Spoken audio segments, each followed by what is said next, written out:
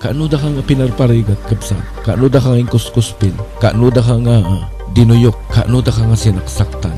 Ibagada nga managdakdak ka kastoy tinaramig mo kastoy ka na klase na tao awan tinanamam awan ka nga talaga. Kaano da nga inaramid ito. Apoy ko matalaglagay itong kapsat niya, apoy susunod niya tinaramid na kain, impakita na nga ehemplo kada tayo. Impakita na ti ayat na, pakita na no ka sa ano, itipudpud no, nga panagaya, kadagiti tao, nga mangparpariga, nga nangibabain. Kasta kumamit ti aramidin tayo.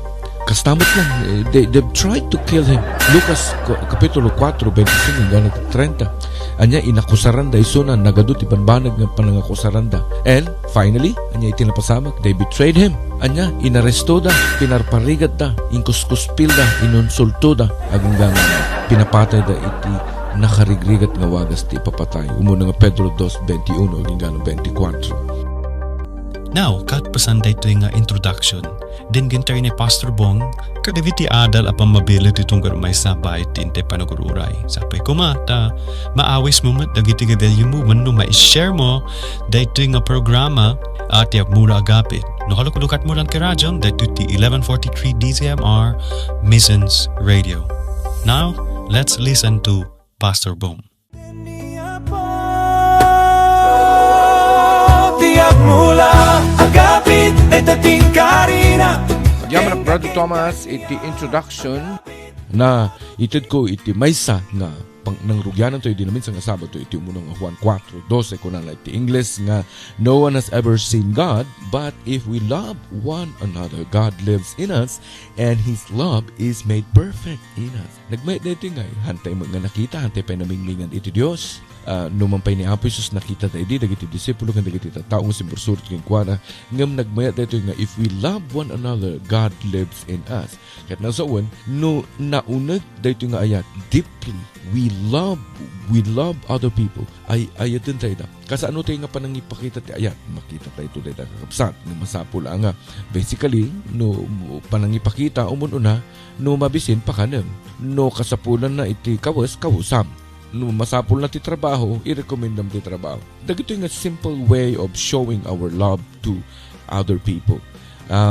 Haamang nga nalaka, iti mangayat kadagito yung kakapsat ng nangruna, at dagito yung umayag tuktok kadagito ruang-ruangan nyo, doon rinukatam, at dagito dakulap da nakaukrad, at damat iti patit-patit da, nga nagriga magarod ay nga no daduma ka gaputa inal daw nga aramid niya ti mabalin mo nga aramid ay no umayda kanya kapsat baga kadakwada umay ka si kaman lang iti aglabata ijay no nakalabakan agmalmalim ka nga aglaba ijay sweldoan ka tinapintas no urnos nga sweldo nga masapol nga trabaho ka daw ay tumaray da mo ito madida nga kayat at amudan nga narigat ti aglaba so nga ti kalakaan apan kadagiti ruang-ruangan na pinagdawat so nga no duma practically lang nagluna ka dagiti nga panahon no nakita na ka iti gobyerno kada nakatiliw king ka nakakita king ka ket nakita da ka nga ng ted ti palampa nagpalimos ka kin na urnosmet ti biagda ay ken makasuan tayo iti Manila kastan iti mapaspasamak so nga agad na temot no mangtultulong ka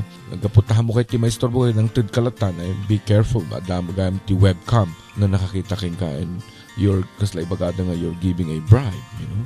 Tultulit ay kakasad, umuna nga Juan 4:7, kung naman, dear friends, let us love one another, for love comes from God. Everyone who loves has been born of God and knows God. Taaksipot ta ti Apo, iso ti ayat. Iso nga dito, dagiti na share ko iti na minsan. Katul ulitin tayo lang tapos ng kasta, kadagiti sumaganad nga panagad ang nadal tayo, makita tayo nga dagiti ti basis tayo. Umunang nga Pedro 4:8, kuna na above all, love each other deeply because love covers a multitude of sin, over a multitude of sin. Ang babaen mo lang, we know that Christ did that one, you know. Inaramid niya po tayo na ngay. Hantay ko may salakan. Hantay ko mga may karing nga ibagang ni Apo Jesus na tayo gapukin ka kang gapukan na. Because we are unrighteous. We don't deserve. Hindi ni Apo kastalaon iti panagayat natin na kanangabubugtong because of us, because of His deep love, He gave His life for us and for you and for me. So nga babaen mo't kakabsat ti panangayat ti kadigiti sabsabali. Now, we will know that we are a true disciples of Jesus Christ. Yeah? A new command I give you, love one another as I have loved you, so you must love one another. By this you will know that you are my disciples if you love one another. Ni Apo Jesus mismo nang ibaga rito. It's just simple. If you want to become a real disciple of Jesus Christ, it's easy. Alayatum lang ka. Agayat nga agayat. Panangipakita mo ti panagayat ka kalakaan nga panangipakita ti panagayat nga awan ti makakita at parinto mong ikararag. Okay, may sa ito. May kadwa, practically, is to, niya dagiti kasapulan ti kakabsat. Lang runa ka dagiti makasapul na in despair, na naawanan di ayayitan na ti panagbiag, at dada ti hospital. You know exactly what to do. Amumon nga, tulungan nga talaga dita. Anya mga kapamayan. Ngamunod do, masakbay nga tumulong tayo. Kita ang mga umununa, di ti statement mo, di bangkom, di kwartam, di wallet mo, di ti expenses list, iti makabulan. Adda ka di dito, di plano, nakaikabil ka di dito nga expenses, nga napangkatinatayan, kani mangtid ka nga talaga, ni daman na tayan, adda ti birthday, adda ti nagkasar, adaman ti tuition fee, adda ti dumawdawat, awan mo dyan ti spending plan. So nga, naglawag mo dito nga rot, kapsat, nga one way of showing our love to other people is by helping them, loving them. Arakupam kadidan nga ipagpakita nga ayatan kayo na nadaduma holistically we need to share what you have. Ket no babaan mo ti panangted tayo so nga to panangted nadaduma kaday ta titulbag iti bendisyon ni Apo nga into ning pakitam ket inayat mo ngamin kunat ti Apo if you love me I'm telling you if you love others my love dwells in you and my spirit dwells in you and I know you mo ka ta inay ayat mo dagiti tattao. So nga kuna na everyone who loves has been born of God and knows God. Kasta tiwagas iti panagayat iti Apo. Okay. Yung nga kabsat happy ka makasursuro tayo oras siya i-aplikar ko dahito tibiyag ko yan mamutay nga ni Apo sis in-aplikar na dito he had taught us and taught his disciples to love other people. In-explain na ni Apo Jesus manipod di Mateo 5:43 hinggang 48 Matthew chapter 5 nga imbaga ni Apo iti panagayat ti ama ayat na dagiti anak na oray no iti init kat rumwar ti init mainitan dagiti managdangdang managdarakas ken dagiti naimbag ket matudwan dagiti nalantag matudwan mo dagiti haangan nalantag. So nagmet diti panakaibagan ti verse 46 kunana if you love those who love you what reward will you get? So ngano ayat mo dagiti nga mga ayat king ka what reward?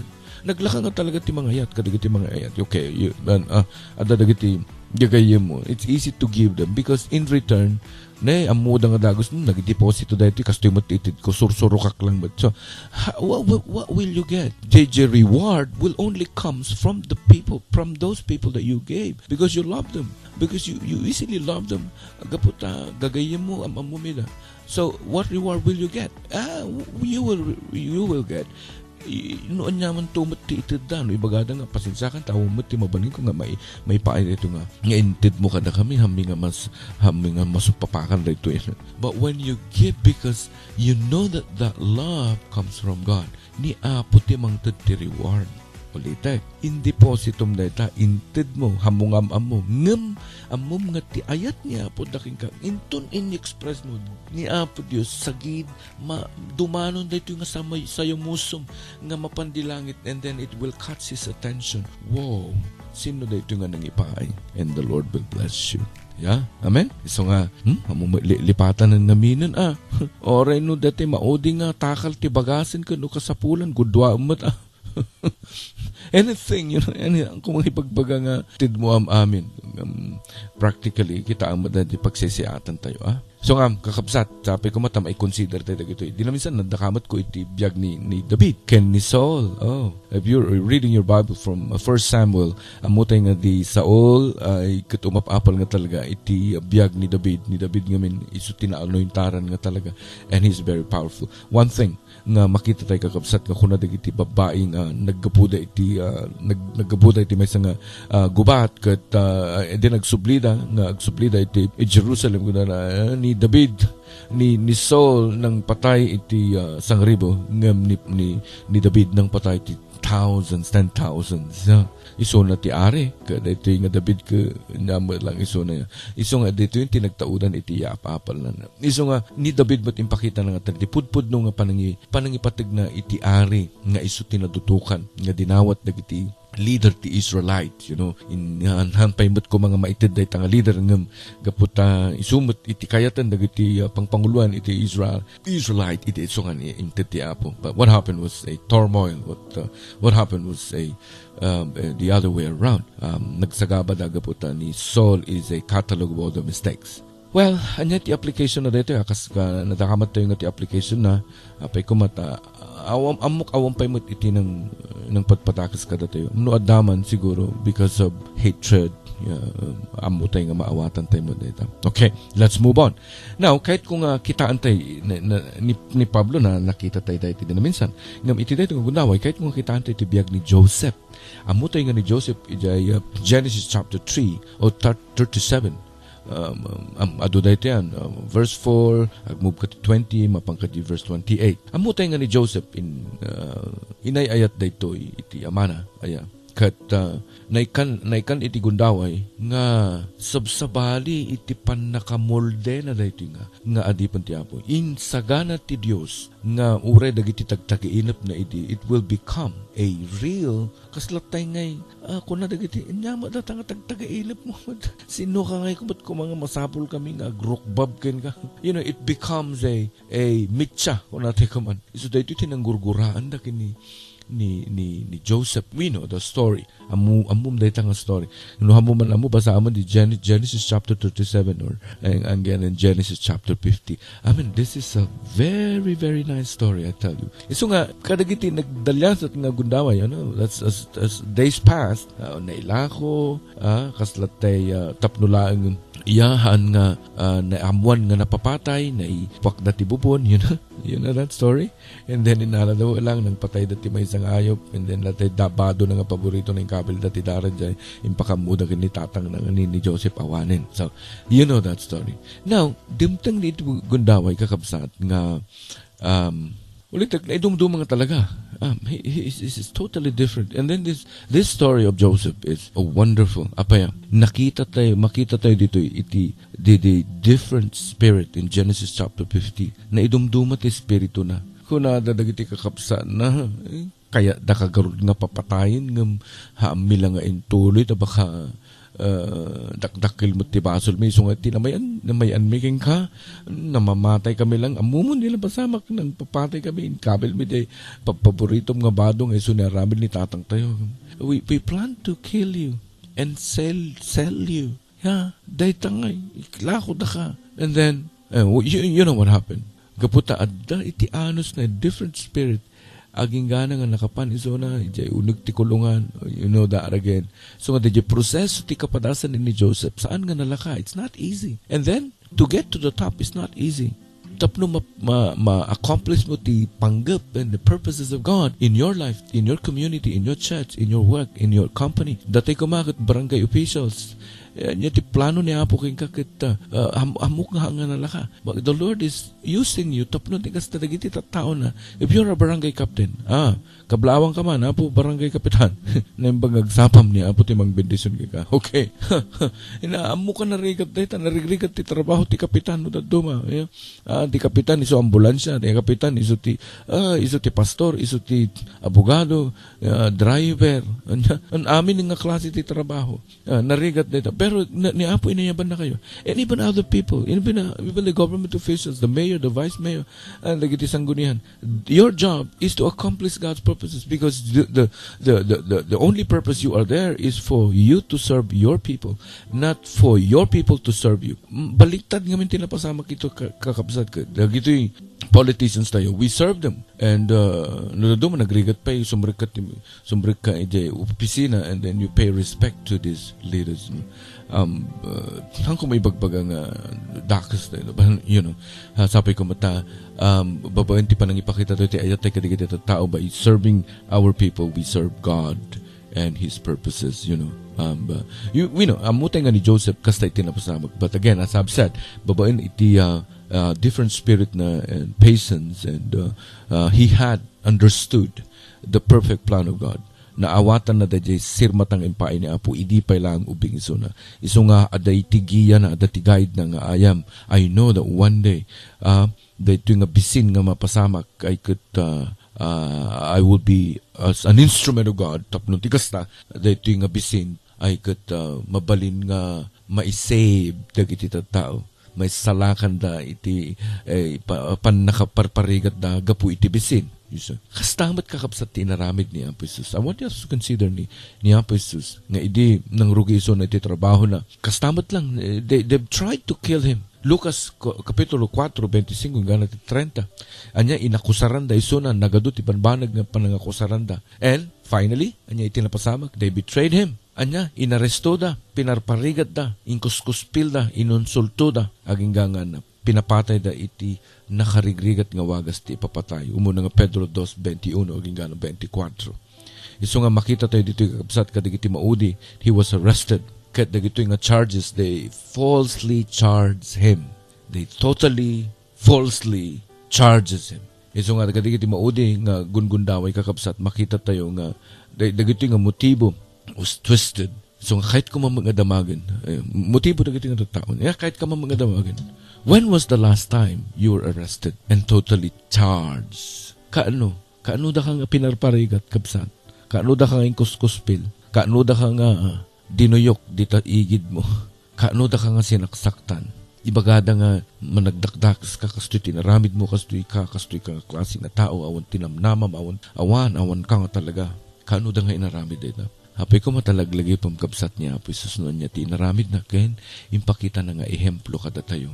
Impakita na ti ayat na, pakita na no ka sa itipudpud no, nga panagayan, kadagiti tao, nga mangparpariga, nga nangibabain. Kasta kumamit ti aramidin tayo.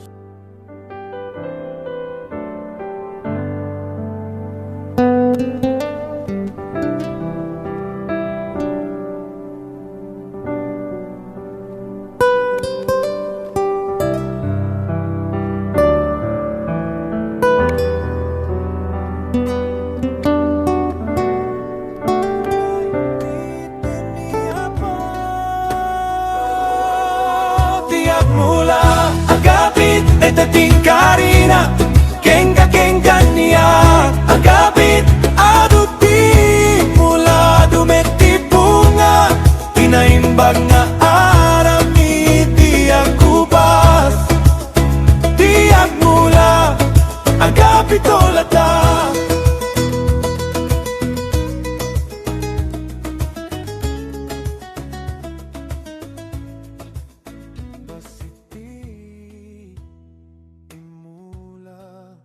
Basiti